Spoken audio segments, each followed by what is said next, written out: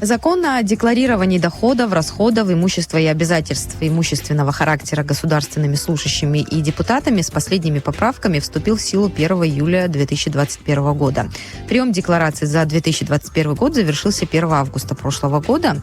Насколько активно в настоящее время сдают декларации о доходах организаций работники и как проверяют данные, указанные в них, об этом подробнее будем говорить с инспектором антикоррупционного управления Министерства по налогам и сборам Республики Камилой Хараня на студии. Камила, приветствую. Итак, работа с декларациями, как она продвигается, насколько госслужащие привыкли вообще к этому процессу, считают его необходимым? Как известно, уже начался декларируемый период 2022 года. Это уже третий период декларирования. В настоящий момент следует отметить достаточно высокую положительную динамику в сравнении с предыдущими периодами декларирования. Это выражается в еще более активном участии как декларантов, так и представителей кадровых служб, отделов в реализации данного закона, а также... То есть достаточно активно можно сказать, потому что помнится, в самом начале были проблемы и с заполнением, и с тем, что туда включить, и почему там этих родственников, тех родственников. Вот сейчас такие разговоры есть? Сейчас уже участилась практика, к примеру, заблаговременного представления деклараций, то есть как в предыдущих периодах, ближе к концу, то есть начинался ажиотаж такой, и люди представляли декларации прямо к 1 августа. Вот. На данный момент уже с начала периода многие организации начали предоставлять с первых чисел действующего года декларации. И на данный момент статистика такова, что 197 декларантов уже предоставили свои декларации за себя и членов своей семьи. Это в сравнении 25 организаций уже предоставила. А из общего количества тех, кто должен сдать? Да, за прошлый год задолженности наверняка есть. И в этом году. Вот давайте по цифрам, чтобы понимать, какой процент сдает, а какой нет. Ну, пока вот суммарная, да, вот статистика, она такова, которую я озвучила. Пока говорить в заключении, в сравнении с предыдущими периодами рано, так как 1 августа еще нам предстоит до этого дойти, и они должны будут к концу уже, мы будем уже обладать такой информацией. Это за этот Сейчас год. Пока рано. В прошлом году остались должники, так сказать? В прошлом году... Конкретно по цифрам я сейчас такой информацию на память могу неправильно выразиться и дезориентировать, поэтому мы озвучивали... Такие есть. Какие меры в отношении этих лиц, которые все-таки не сдали декларации? По всем... Ведь закон достаточно жесткий, он предполагает и увольнение, вплоть до увольнения этих сотрудников. Ну, смотрите, закон распространяет свое действие не только как на нас, как на управление, да, и в этом также задействованы иные органы государственной власти. Следовательно, данный вопрос, он в большей степени входят в компетенцию иных органов госвласти. И давать оценку, да, что происходило далее. Вы имеете в виду прокуратуру? Конечно, да, Генеральная прокуратура. Но все те органы, которые прописаны в законодательстве действующем. Вот. Это уже переходит в их компетенцию. И говорить об этом, думаю, нужно уже с ними. Хорошо. А много ли обращений в суд? Допустим, по лицам, которые не сдали декларации. Как эта процедура вообще выглядит? Как до прокуратуры доходит, допустим, информация о том, что нужно принимать меры? Ну, в случае, если в ходе, согласно нашему закону, в случае, если в ходе осуществления контроля за расходами декларанта и членов его семьи выявлены признаки преступления, материалы, полученные в результате осуществления контроля за расходами, в 3-дневный срок после его завершения направляются в Генеральную прокуратуру. И для осуществления проверки уже в соответствии с уголовно-процессуальным законодательством.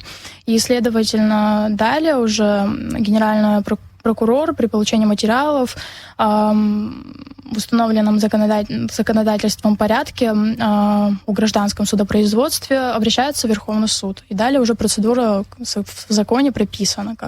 Известны ли вам факты, чтобы обратились в суд и приняли меры? Мне лично, такой информации я не обладаю. А были ли попытки сдать недостоверную информацию в декларациях? Вообще, как декларации, давайте начнем с того, как проверяются декларации, информация, которая в них содержится, насколько она соответствует действительности? Да, процедура принятия декларации, она происходит следующим образом. То есть при представлении декларации лицо, которое осуществляет прием этих деклараций, осуществляет также при приеме проверку на наличие технических ошибок. То есть это может быть правильное заполнение форм декларации. То есть лицо уже, которое принимает, обращает внимание на разделы, главы, сведения, которые вписываются в эти разделы, и далее уже корректирует при приеме уже. То есть это на этапе приема все эти ошибки, они исключаются, да, все верно. Это наличие арифметических, каких-то логических несоответствий, то есть множество может быть проявлений.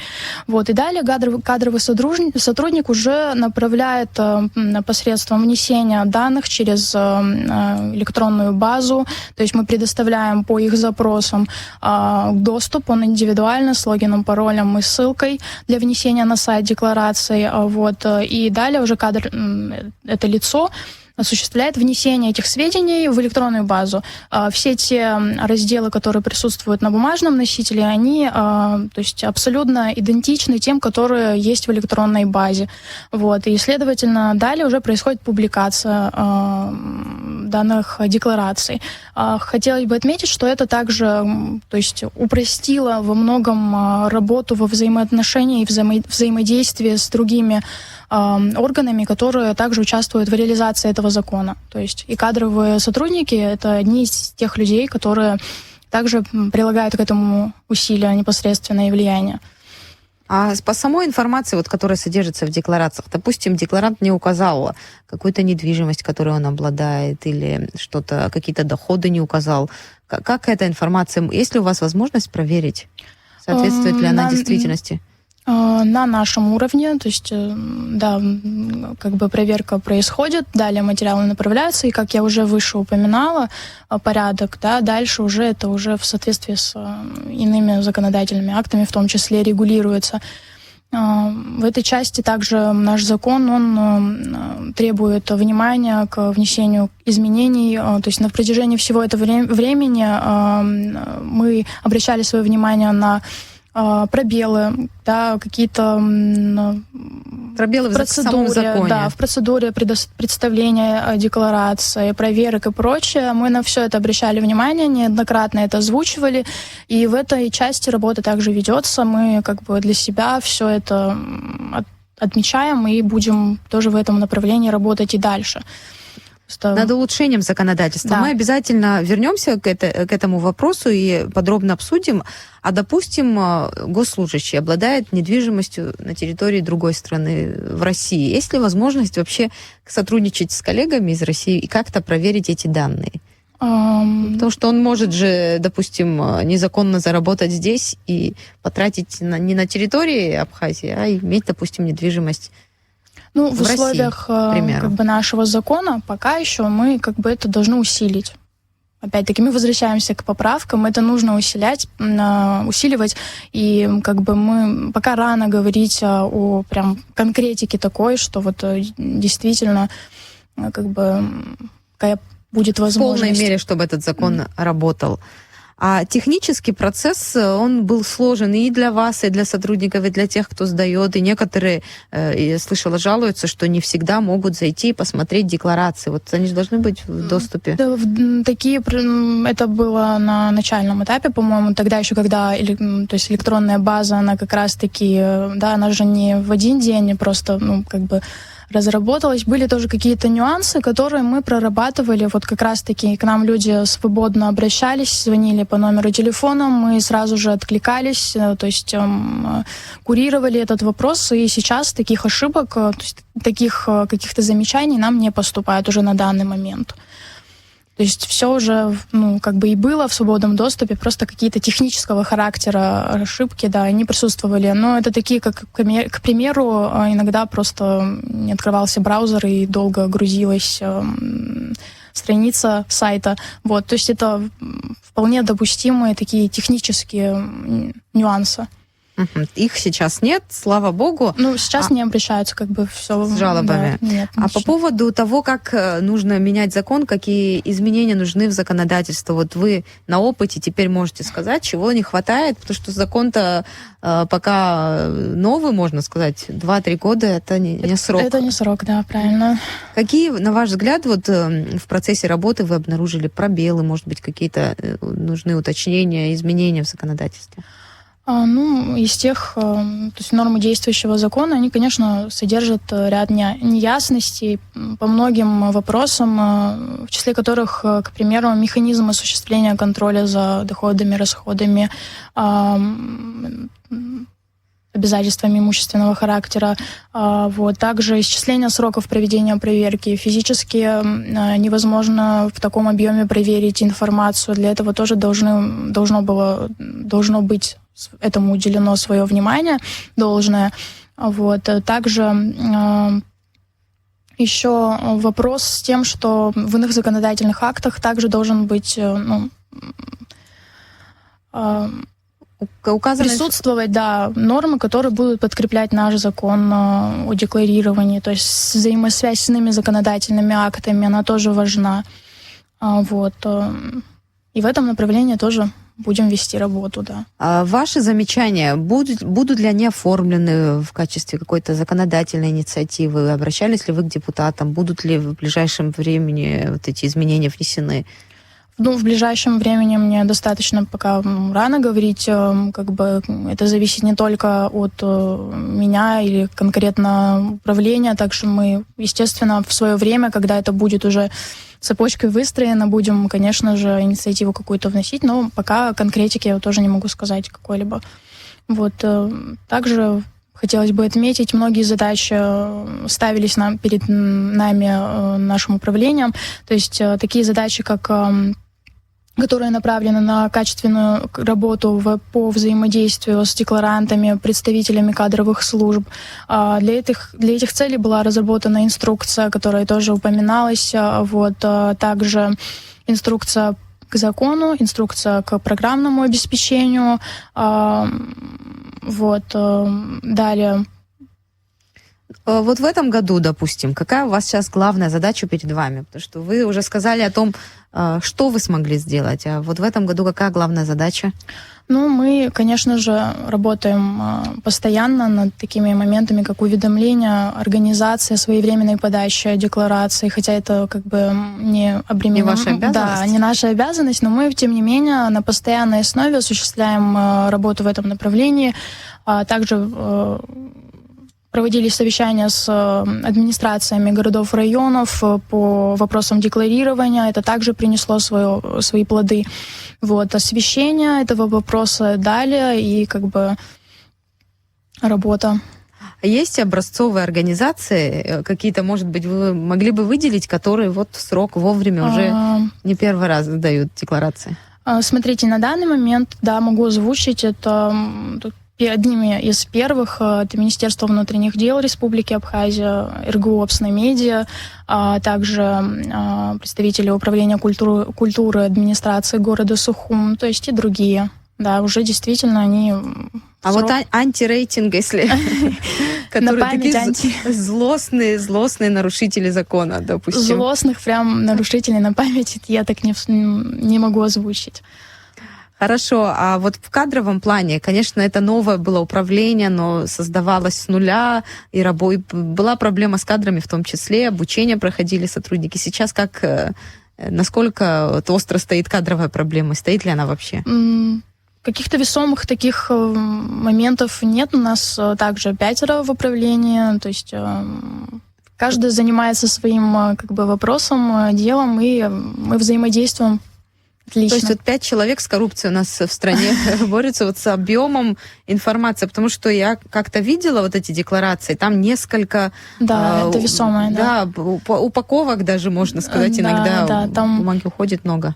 Приложение, да. Поэтому Папок. в этих целей, кстати, для этих целей также как раз-таки эта электронная база, она очень сильно упрощает объем, потому что, как нам известно, декларация, она должна же храниться и в кадровой службе, и в министерстве по налогам и сборам.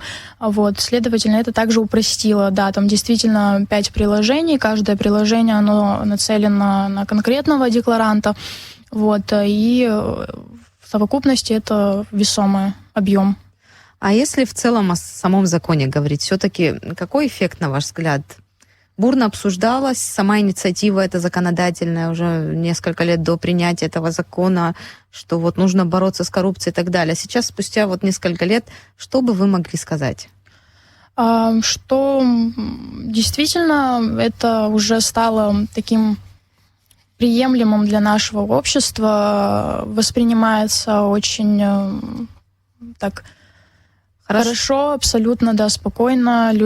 Все больше людей обращаются. Вот. Также хотелось бы отметить вот один нюанс тоже интересный, что многие организации и представители кадровых служб как бы переспрашивали еще в начале данного периода о том, нужно ли эту практику делать каждый год. То есть некоторые даже были не осведомлены, что это ежегодная практика. То есть действительно каждый год должен быть декларируемым со стороны декларантов. Даже такие вопросы поступали. Хорошо, а не считаете ли вы вообще целесообразным увеличение вот этого срока сдачи декларации? Есть смысл вот каждый год? Вы успеваете вот до начала поступления новых деклараций все это проверить данные? Есть смысл вот хотя бы на начальном этапе? Срок до 1 августа установлен. Как бы на практике, естественно, это огромный объем, да, это не скрывается. То есть действительно тяжело такой уровень, объем декларантов, деклараций проверить. Вот. Но это, я думаю, уже будет видно, когда мы непосредственно уже придем к каким-то изменениям, и в дальнейшем уже будет обговариваться и как бы озвучиваться необходимость. Обсуждая эффект закона без каких-то штрафных санкций или без каких-то судебных решений в отношении тех, кто не соблюдает закон, насколько эффективно, на ваш взгляд, вот такое существование в таком виде закона? Вот пока нет тех, кого уволили, кого там, не знаю, какие-то в отношении кого применили какие-то штрафные санкции. К примеру говорю. Вот насколько эффективно? Тот уровень, к которому мы сейчас пришли, уже говорит о эффективности закона. То есть некоторые как бы нюансы в том даже в популярности, да, такой практики, да, в том, что люди сами уже обращаются, это и говорит о эффективности данного закона. Мы пока приучаем общество к культуре сдачи декларации. Статистика и такая практика, я считаю, что это необходимо. А чтобы реально бороться с коррупцией, на ваш взгляд, вот чего не хватает еще в законе или чего нам не хватает, на ваш взгляд? Вот по опыту своему, понимая. Как вы думаете? Это сложный вопрос, я понимаю. Сложный вопрос, да. Я думаю, к этому придем постепенно. А по поводу вот сдать неверные декларации, вот потом какая работа с этими людьми проводится? В законе отражена и такая практика, как беседа с декларантом может проводиться для уточнения каких-то неясностей, то есть сразу прям, да, на корню в законе так не отражается. Естественно, сначала уточняются все сведения, да, разные ситуации бывают. Иногда человек, опять-таки, может быть просто не осведомлен, где-то не ту информацию прочитал, как бы, да, и послушал кого-то, и неправильно, неверно что-то может указать. И, конечно же, большой вклад при этом происходит еще на начальном этапе принятия декларации. То есть прежде чем ее принять, как я уже упоминала, мы проверяем на наличие таких неточностей, и дальше уже, как говорится, компетенция иных органов. То есть есть возможность пересдать в случае, поменять данные. Человек может пересдать, если есть какие-то неточности? Не пересдать, это не совсем правильно. То есть вот на бумажном носителе, к примеру, приносится декларация кадровому представителю кадровой службы.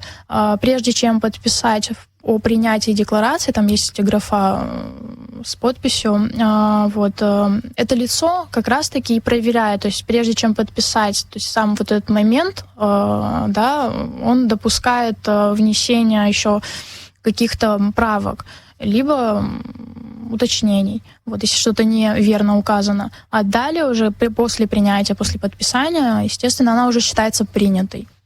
Но у нас обычно интерес к декларациям во время выборов, да, перед выборами интерес к кандидатам и к их декларациям. А вообще сейчас на этом этапе кому интересны декларации, кроме вашего министерства, кроме Генеральной прокуратуры? Может быть, информация, которая содержится с точки зрения экономики, интересна и другим ведомствам?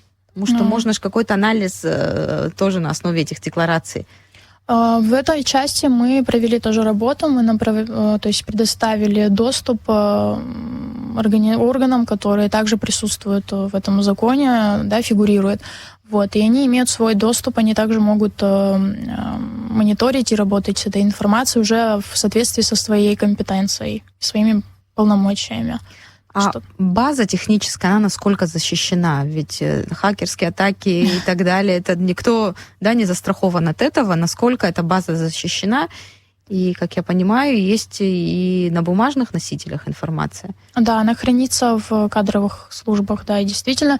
База, на этот счет у нас есть отдельное управление, которое все эти моменты, я думаю, и уверенно регулирует, да, и защищает. Я думаю, там в этом плане у них... бумажный носитель, я просто представила, какое количество деклараций, какое за несколько лет накопится бумаги. Да, все это хранить возможно в таких объемах? Опять-таки вопрос к нашему закону, то есть будет ли требовать это каких-то тоже внимания, да, будет... То есть тоже вопрос практики, и хорошо, что у вас возникают эти вопросы, так как это действительно говорит о том, что люди действительно понимают, насколько этот процесс требует внимания и необходимости где-то даже изменений. Хорошо, а дальше как будет, на ваш взгляд, работать закон? Будущее этого закона, каким вы видите? Или куда надо меняться? Я думаю, он будет работать, трансформироваться, совершенствоваться, так как любое законодательство, оно, в принципе, требует внимания и совершенствования, так как общество и мир не стоит на месте. Я думаю, это общеизвестно, что, естественно, он будет работать и трансформироваться, что это нормальный процесс. А с авторами законопроекта какая-то работа ведется, продолжается над изменениями, над поправками, допустим, в существующий закон? Так как пока мы еще в этом направлении конкретно не направляем ничего и не ведем работу, а кроме как для себя отмечаем какие-то нюансы закона, поэтому в этой части пока нечего сказать. А новые декларанты? Как эта база обновляется? У вас наверняка есть определенные списки. Через год эти списки могут измениться, как я понимаю. Кто-то может уволиться, кто-то, наоборот, может начать работать, да, в госслужбе. Эта база как у вас обновляется? Путем, во-первых, уведомления. Организации тоже были случаи уведомления нас. Какая-то организация может быть ликвидирована и прочее. Это также курируется направлениями запросов, вообще состояние на тот период, и насколько это возможно в наших условиях, так как статистика, конечно же, у нас требует внимания тоже не только в конкретном ведомстве, а вообще, в принципе, в стране. В статистике вообще в самой есть проблемы, неточность данных, потому что сами организации, это проблема не столько даже самой, может быть, государственной статистики, но и вообще в целом органа власти, потому что не всегда неточные данные попадают и так далее. В вашем случае, насколько иногда реальная картина отличается от тех данных, которые вам предоставляет статистика? По факту вы знаете, в организации, допустим, столько человек, а потом выясняется, что такое часто происходит? Нет, прям таких моментов из мне известных, тем более частой практики, мне неизвестно. В основном организация подает декларации за своих декларантов, да, в полном объеме. Планируется ли увеличение списка декларантов за счет семьи, родных? Вот просто у нас многие возмущались, почему я там, брат родной должен сдавать декларацию, если я там госслужащий.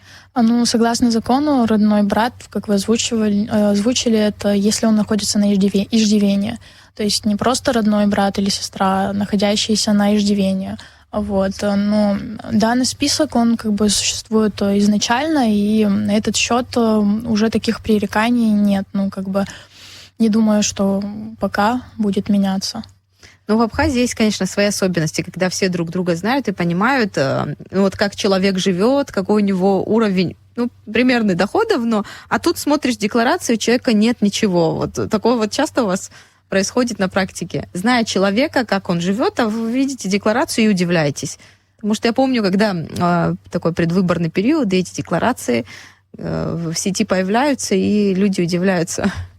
По такой информации, мы как управление не можем руководствоваться. Я думаю, вы меня поймете, так как мы все-таки в другом свете. Не на примерах. Не на конкретных примерах, а часто ли такое вы видите? Нет, мы в соответствии с законом осуществляем, мы смотрим на декларацию в соответствии с законом. И если говорить о каких-то сообщениях извне, эта информация должна быть должным образом подана в любое ведомство, то есть это чтобы, в форме чтобы обращения, стать сигналом для проверки. На этот счет конкретных таких официальных заявлений не было, да. Камила, спасибо, что нашли время прийти к нам в студию. Благодарю. Вам спасибо. А я напомню нашим слушателям, инспектор антикоррупционного управления Министерства по налогам и сборам Республики Камила Харания рассказала о том, насколько активно сдают декларации о доходах организаций работники и как проверяют данные, указанные в них. Такие были обстоятельства. Мы рассказали о них подробно.